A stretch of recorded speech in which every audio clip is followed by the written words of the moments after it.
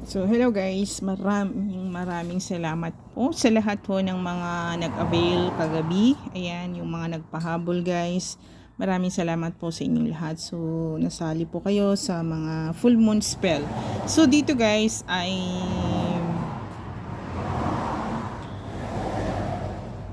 sagutin ko lang bigyan ko lang ng konting yung mga public nagmumura sila. So in reality talaga siguro sa sa buhay nila palamura po talaga sila. So hindi ko naman po yung obligasyon yung baguhin yung mga tao. So una sa lahat, hindi naman siguro ako dumating sa followers na as of now, ayan, 9:30 ng umaga, February 13, 2025. So, yung present ko na followers ko, ayan, 438k thousand followers. Ayan, almost half M na po. Ayan. So, yung mga tagalait ko, tagamura dyan sa aking mga comments, they have only 150 friends, followers, 200, mga ganyan. So, ayaw ko kayong patulan. Hindi ko talaga kayo papatulan. Pero itong 438k, I'm sure, hindi lang 1,000. Thousands of people ang natulungan ng page ko na to. Magmula sa mahiwagang sigil, pampaswerte, bawang man yan, kung ano-ano man yan, gumamela, selis, lahat-lahat to yan nakakatulong. And guys, hindi ko po obligasyon na palitan yung pag-uugali mo. Pero the way kayo na magmura, pinapublic, kayo naman yung naglalagay ng ninyo guys eh. Kayo naman yung naglalagay ng, kumbaga, ninyo, pagkatao nyo. So, kung kayo po ay nakakabasa, kaya minsan, kadalasan, hindi ko talaga binabasa na yung mga comment.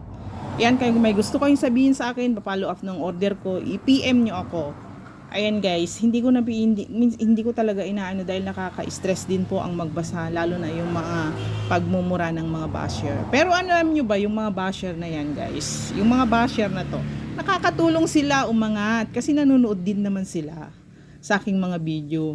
Ayan, nakakatulong talaga sila. Yung comment nila, kahit nagmumura sila dyan, nakakatulong yan sa page. Comment man yan o kahit ano yung nila, pero yung pagkatao nila, sila lang din nagpapublic. Pero yung comment nila, nakakatulong yan sa page ko. So maraming salamat din naman sa pagbabas nyo. Ayan guys, so dito naman sa eto, hinanda ko to kasi meron akong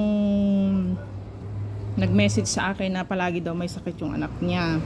So ito yung gawin ninyo, itong orasyon na to, ayan, ikaw nagagawa, ikaw yung magbubulong dito. So pwede mo siyang ibulong dito sa may bunbunan niya, dito sa ipo-ipo niya, dito sa tuktok ng ulo niya. Ibulong mo to ng 3 beses. Kahit hawak mo itong papel, basta yung bubulungan mo o anuhin mo, may paniniwala siya. May paniniwala siya para maging okay po talaga yung orasyon sa inyo. Alagaan yung orasyon na yan na makakatulong sa kanyang sakit. So, screenshot na lamang ninyo guys. Ayan siya. Pwede po ninyong gawin ito sa isang basong tubig. Ibulong ninyo ito sa isang basong tubig bago ninyo ipainom sa taong may sakit. Lalo na yung tao na yan laging may sakit, and then kahit ilang pa doktor na kayo, hindi gumagaling. Yan po yung may mga talagang ginawan na ng mga kulang o palipad hangin, evil eye. Ayan guys. And then magwisik kayo ng kahit konting asin, kahit 1 kutsarang asin sa kanyang pampaligo. Lagyan nyo ng atis, dahon ng suha, yun po yung ilagay ninyo. Yan guys, yung ilagay ninyo dyan sa paligo niya.